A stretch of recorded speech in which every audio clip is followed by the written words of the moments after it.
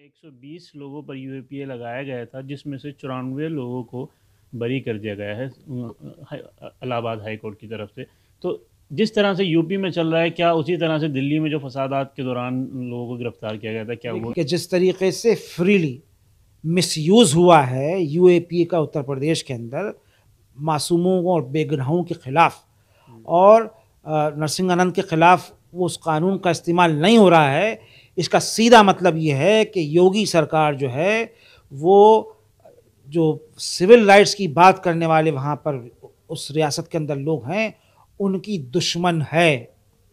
और दुश्मनी में वो सब ये काम करती है। और जो लोग नफ़रत फैला रहे हैं, लोगों के बीच में एक दीवार नफ़रत की खड़ी करना चाहते हैं और लोगों के ख़िलाफ़ हिंसा भड़काना चाहते हैं, उनके ख़िलाफ़ अगर यूएपीए नहीं लग रहा है और कार्रवाई नहीं हो रही है, तो सीधे सीधे योगी सरकार इसमें शामिल है इस पूरे काम के अंदर। ऐसे ही